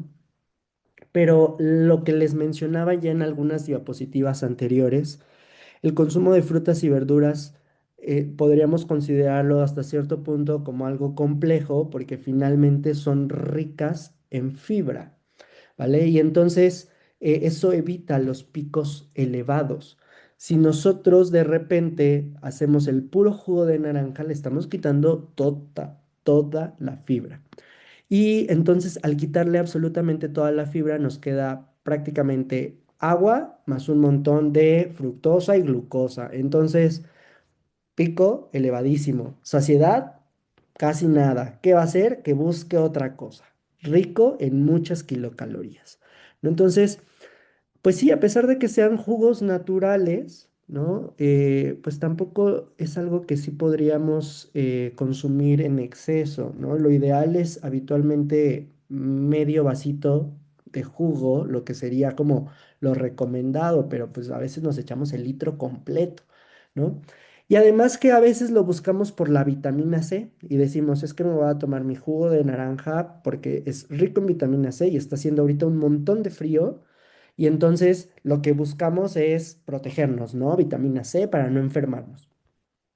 Pero para que nuestra vitamina C, o sea, para que la vitamina C, por ejemplo, del juguito de naranja sea efectiva, prácticamente me tendría que haber tomado el jugo de naranja máximo, así máximo 5 minutos después de que se haya exprimido esa naranja. Después de ese tiempo, esa vitamina C ya se oxidó y ya no funciona, ¿no? Entonces, ya ni la vitamina C me estoy comiendo o me está ayudando, sino ya nada más va a ser agua con mucha glucosa y fructosa, ¿vale? Y también es importante lo que les comentaba, a veces, pues consideramos que para comer rico o comer sano necesito hacer la super receta ultra elaborada que vi en redes sociales o en la revista, que incluye el producto alimenticio que solo se consigue en cierto supermercado y a mi alcance no está ese supermercado, solamente tengo el tianguis que viene los domingos y ahí no venden esa semilla o ahí no venden ese producto, no lo puedo conseguir, ¿no? Entonces, eh, no se trata de eso, no se trata de entonces ahora darle el switch completo a todos los productos que estoy comprando, ¿no? Y tratar de conseguir lo más caro, lo más recóndito, en el lugar más recóndito, y a cocinar diario la receta más elaborada para comer sano y comer rico, ¿no? Aquí les comento, comer bien suele asociarse a cocinar diario, pues lo cual es inviable para muchas y muchos de nosotros. Entonces, en estos principios de alimentación mínima viable y de organización mínima, pues se recomienda habitualmente cocinar entre 1 a 2 veces por semana, no diario. Ahora también depende mucho del tipo de alimento que lleguemos a cocinar. Digo, a veces no nos aguanta tanto tiempo en el refrigerador y de eso hay que ser conscientes, ¿ok? Pero podemos repetir algunos alimentos base como arroz, pollo, frijoles, verduras, ¿vale? Y el chiste es ir combinando lo preparado con algunos alimentos ya listos, como lácteos, fruta o pan, ¿vale? Habitualmente lo que se hace o hacen muchas personas justamente cuando se tiene una actividad académica o profesional muy saturada es cocinar pollo deshebrado, ¿no? Y entonces ya se tiene listo, ya se tiene hervido y nada más un día le agrega algunos sazonadores, lo calienta y ya quedó diferente al siguiente día, lo combina un día con arroz, otro día lo combina con tortillas, otro día lo combina con un pan, otro día le pone frijoles, otro día le pone a lo mejor zanahoria que tenía ahí y otro día le pone calabazas, no sé, ¿no? Entonces, no se trata también de siempre elaborar la receta más grandota, sino a lo mejor tener productos o bloques que nos permitan hacer combinaciones rápidas. Habitualmente ante este tipo de situaciones, pues lo que se recomienda es tener siempre una fuente de carbohidrato cocido, una proteína lista, habitualmente verduras lavadas o desinfectadas, porque habitualmente luego les pregunto a los pacientes, ¿por qué no comes verduras? Porque es muy tardado prepararlas, ¿no? Hay que desinfectarlas, hay que lavarlas, hay que picarlas, hay que cortarlas o como quieran, ¿no? Y entonces es más que nada eso, ¿no? No comen las verduras porque les dice que les quita mucho trabajo lavarlas, les quita mucho tiempo lavarlas. Entonces, habitualmente yo las recomendaciones que les voy haciendo es el domingo, por ejemplo, 1 horita, destínate del día y te pones a lavar, desinfectar todas tus verduras, ya las tienes listas para irte combinando varias verduras a lo largo de la semana. Yo en mi caso, por ejemplo, yo preparo verduras, digamos, para lunes, martes y miércoles, y luego el miércoles preparo para jueves, viernes y sábado, ¿no? Y entonces, habitualmente ante esta situación donde nos encontramos muy rápido, a lo mejor es un poco repetitivo esta situación, pero nuevamente, armar platos ensamble, combinación de varios de estos macronutrientes, más que la receta súper elaborada. Podemos hacer uso del congelador. Ahí se tiene la costumbre o el dicho de que cuando congelamos verduras pierden las propiedades, no del todo, ¿vale? Podemos usar el congelador y el refrigerador como aliados, no como enemigos. Y también es importante comer en la escuela sin mucha culpa ni mucha prisa. ¿Por qué? Porque muchas veces como docentes lo que hacemos es internalizar la idea de que comer en la escuela genera desorden, ¿no? Y entonces, muy estrictos, el alumno no come, yo no como, porque qué falta de profesionalismo o qué mala planeación la mía, ¿cómo me voy a comer mi manzanita 5 minutos antes de que empiece la clase de manera formal? Pues justamente, pues esto va favoreciendo ayunos prolongados y atracones posteriores. Nuevamente les reitero, ayuno muy largo grelina aumenta, si aumenta la grelina genera ansiedad y entonces siguientes alimentos que voy a hacer, consumirlos en exceso, ¿vale? Y esto pues genera también un aumento significativo del peso. Nuestras células que almacenan el exceso de energía que nosotros no utilizamos en forma de grasita, se les conoce con el nombre de adipocitos. Y un adipocito crece de tamaño, es decir, se hipertrofia. Un adipocito crece en cantidad, es decir, hace hiperplasia. Pero un adipocito no, bueno, puede decrecer en tamaño, es decir, hace hipotrofia, pero no decrece ya en cantidad. Una vez que se forma un adipocito, prácticamente el adipocito está con nosotros o nos va a acompañar por el resto de nuestra vida. Por eso es muy importante que después de que bajemos de peso, por ejemplo, si estamos ante un régimen dietético, pues el chiste es mantenernos en la alimentación, porque si nos descuidamos poquito, el rebote es muy rápido o muy fácil, porque el adipocito, la célula ya está ahí. Está chiquita, está aplastada, está guardada en un rinconcito, pero ya está ahí, ya está formada. Nada más es cuestión de que le llegue de repente un exceso de alimento y se hincha inmediatamente y ganamos otra vez, ¿no? Entonces, esto de los ayunos prolongados, atracones posteriores, aumentos de peso significativos. Comer con prisa o culpa activa el sistema simpático, ¿vale? Habitualmente yo les digo a los alumnos, por ejemplo, cuando vemos el tema de alimentación y nutrición, les digo, a ver, vamos a hacer el ejercicio aquí. Tráiganse su avena con yogur o una fruta y vamos a cronometrarnos en cuánto tiempo se están comiendo su manzana, su plátano, su avena, ¿no? Y llega a ver y de repente, ¡pum!, 30 segundos devoraron todo, ¿no? Y entonces les digo, tranquilos, con calma, nadie los está correteando, ¿vale? Tenemos aquí el tiempo designado para poder comer, por ejemplo, ¿no? Y entonces el hecho de comer súper rápido activa el sistema nervioso simpático. Y lo que les decía al inicio, el sistema nervioso simpático es todo menos simpático. ¿Por qué? Porque va a hacer que nuestro cerebro y nuestro cuerpo trabaje de forma acelerada.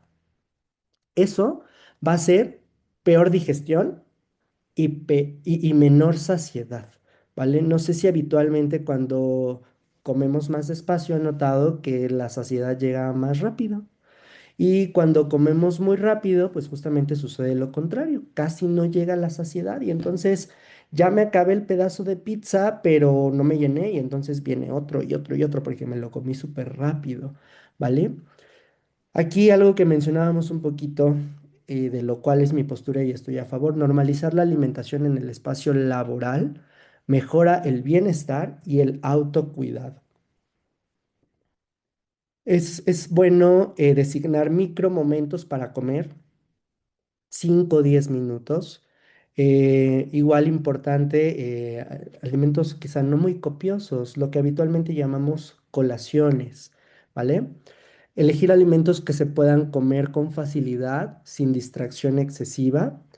Y nuevamente, reiterativo este asunto, cambiar el discurso interno, ¿no? Quitarnos quizá la idea de que pueda hacer falta de profesionalismo o que pueda generar una situación de desorden, ¿vale? Como parte de las conclusiones de esta sección, entonces la regularidad y suficiencia en la alimentación, pues ayudan a tener un bienestar cognitivo y emocional. La calidad del snack importa más que su perfección nutricional y yo diría más que la perfección nutricional, más que el emplatado, ¿no? Podemos dejar el emplatado quizá para el sábado, domingo, que estemos en familia, un poquito más tranquilos, pero nuevamente no crearnos esta idea de que comer rico significa el platísimo súper elaboradísimo que nos llevó 3 horas elaborarlo. Y organizar la alimentación sin sobrecargar la vida cotidiana reduce el estrés y va ayudando a la adherencia. Y bueno, finalmente para ir Dando término a este seminario, me gustaría hablarles de los micros hábitos sostenibles para el bienestar docente. Hay algo que se llaman microdecisiones con alto impacto. Seguramente hemos escuchado la frase de que granito en granito podemos hacer grandes cambios, ¿no? O aportar ese granito de arena. Pues es muy bien cierto y aquí en la alimentación, muy bien, ¿no? ¿Por qué? Porque a veces justamente llegamos a generar frustración o nos genera misma ansiedad y frustración el no hacer el cambio tan rápido, tan brusco, ¿no? Y esto a veces pues nos lleva a tomar decisiones también impulsivas o decisiones no tan sanas, poco a poco, ¿no? Les digo a los pacientes habitualmente, cuando acuden, por ejemplo, por pérdida de peso. A ver, la ganancia de peso no fue de un día para otro. O sea, el exceso de peso no fue de ayer para hoy. Ha sido un constante que ya lleva varios días, semanas, meses, a veces años, ¿no? Entonces, no caigamos en esto de que en este mes tengo que bajar 10 kilos y tengo que hacer todos los cambios posibles de hábitos de vida, porque una no es sano, o sea, no es sano desde el punto de vista nutricional. Nos puede conllevar a muchas deficiencias eh, metabólicas nutricionales. Dos, muy pocas veces se logra, digámoslo, haciéndolo de manera correcta. Y entonces se frustran, nos frustramos y acudimos a los productos milagros. Entonces, micro decisiones, pequeños hábitos, poco a poco, decisiones simples, pero si se repiten y se repiten, van a ir generando cambios acumulativos de gran impacto en la salud y comportamientos alimentarios sin ya la necesidad de un esfuerzo cognitivo constante, ¿vale? Ejemplos de microdecisiones con impacto, por ejemplo, tomar un vaso de agua al iniciar la jornada, ¿no? O al iniciar la clase, un vasito con agua. A veces justamente no tomamos agua a lo largo de la jornada laboral y aunque ahorita la plática la centramos muchísimo en macro y micronutrientes, carbohidratos, lípidos, proteínas, pues es importante hablar de las moléculas inorgánicas que también son importantes para nuestra actividad. Elegir fruta o yogur como colación en lugar de la barrita de cereal comercial. Sentarse a comer sin multitareas. A veces lo que hacemos es, voy a aprovechar en lo que estoy calificando, como, y califico y como, ¿no? Y entonces el multitask aquí en la alimentación no es tan útil, ¿no? Preferible 5 minutos comernos una fruta sin estar pensando en otra cosa, a tomarnos la media hora en comernos esa fruta, pero calificando, haciendo la presentación, ir manejando, ¿no? Entonces, son micro decisiones. La alimentación consciente. Hay algo que le llaman el mindful eating, ¿no? Que implica prestar atención plena a la experiencia de comer. Y eso es algo de lo que habitualmente nos olvidamos, ¿no? Nuevamente, les reitero, la alimentación debería ser una actividad placentera y no una actividad como, pues lo tengo que hacer porque si no me quedo sin energía. Entonces, es importante que presten atención también a lo que están consumiendo, ¿no? A ese plátano que están comiendo, a la fruta, su arrocito con pollito o a sus taquitos que se están comiendo de bistec que se prepararon, ¿no? Detectar texturas, sabores, señales de hambre y saciedad sin juicios. El autocuidado no es un lujo personal o no debería de ser un lujo personal, más bien debería ser parte de nuestra ética profesional. No hay que saltarnos comidas por cargas de trabajo. Digo, el trabajo iba a seguir, ¿no? Pero nosotros somos pilares de nuestra propia vida, entonces darnos esa importancia. Tomar descansos breves para hidratarse y nutrirse. Reforzar la autonomía corporal. Nuevamente, respetar las señales de hambre y saciedad. Y bueno, habitualmente esto de los micro hábitos o micro decisiones se acompaña de otro término que se le conoce con el nombre de hábitos ancla. Es decir, estos son acciones que ya están muy mecanizadas en nuestro día a día y a veces al inicio de empezar a hacer estos cambios es importante utilizar esos hábitos que ya están muy mecanizados en nuestro día a día para introducir ahí una de estas microdecisiones a las cuales no estamos tan acostumbrados. Entonces, los hábitos ancla consisten en asociar un nuevo hábito, por ejemplo, un patrón de alimentación saludable, con una conducta ya establecida. Por ejemplo, el inicio de la clase o la pausa de media mañana, ¿no? Habitualmente, por ejemplo, cuando en bioquímica y biología molecular hay veces que tenemos clases de hasta 3 horas, ¿no? Y entonces, 3 horas, desde el punto de vista pedagógico, ni ellos ni uno.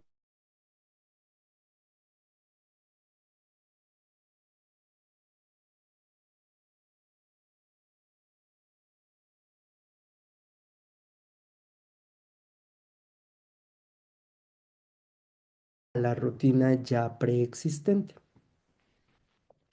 Ejemplos prácticos, aquí se me ocurrieron estos, por ejemplo, al llegar a la escuela, tomarme un vasito de agua, antes de cada reunión, de cada curso, una respiración y un pequeño snack, y al terminar las clases, una caminata ligera o pausa para colación, ¿no? Porque también es importante la activación física.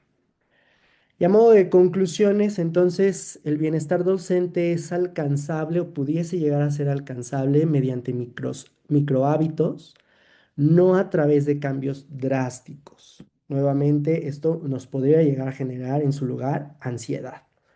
La alimentación con...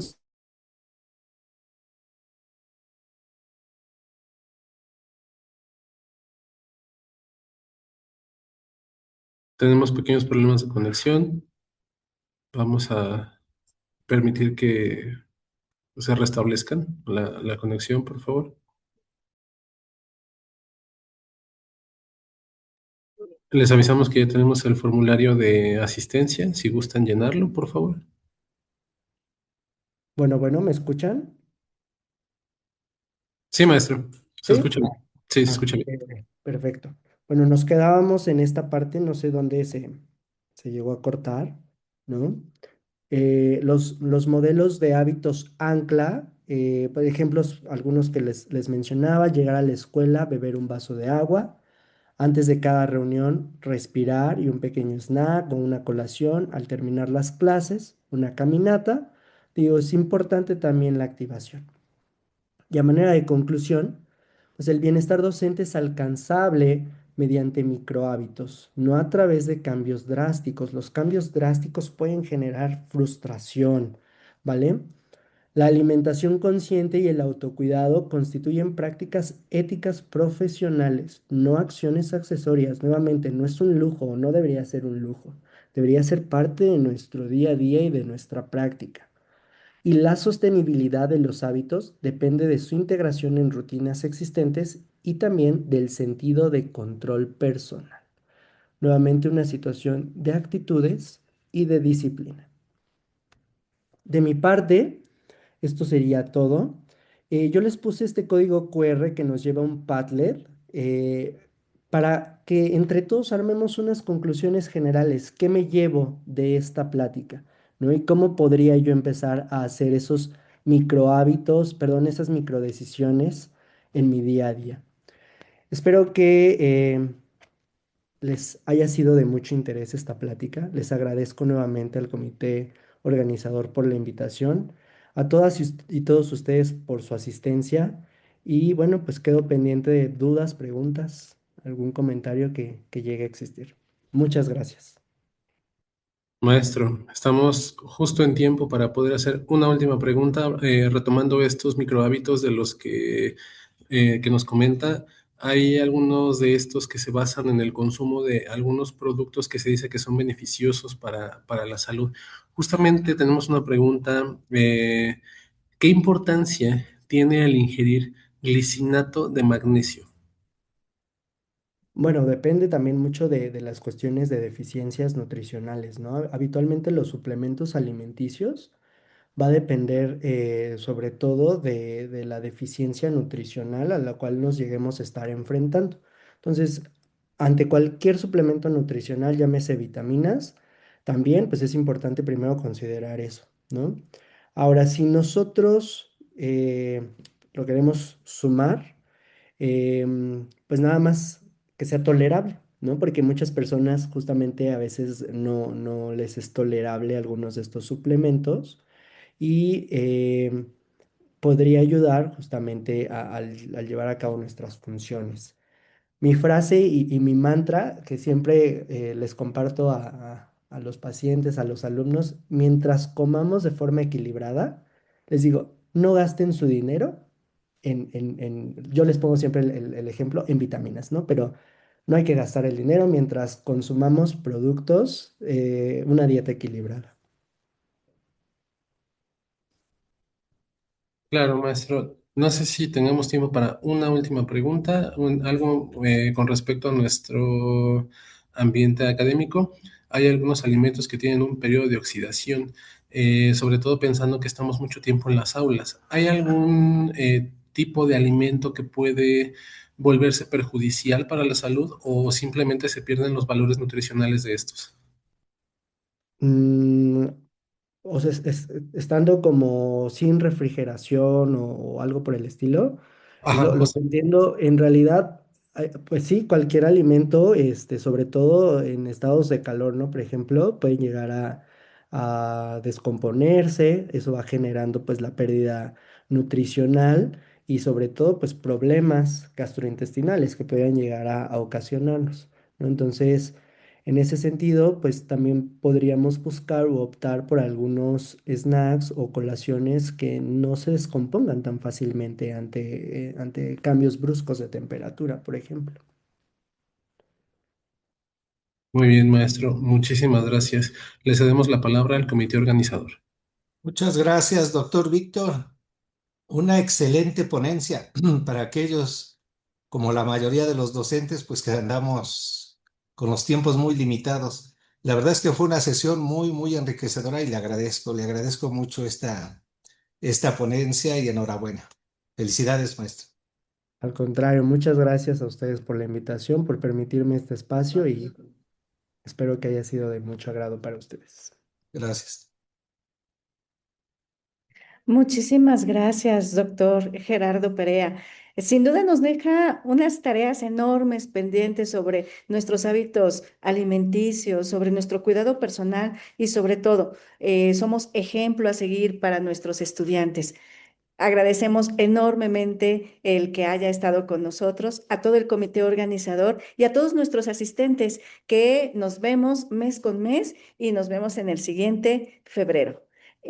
También es importante comentarles porque hay varias preguntas de la actualización de la liga de asistencia. Hay que refrescar, por favor, su navegador para que puedan tener la asistencia. Y recordemos que también tenemos dentro de Zoom que se registra al momento que ingresamos, por lo que será muy importante que entremos de manera puntual para que contemos con toda la asistencia necesaria, valga la redundancia, para nuestra constancia. Agradecemos muchísimo la sesión del día de hoy y que tengan una excelente noche. Nos vemos el siguiente mes. Bye. Hasta luego.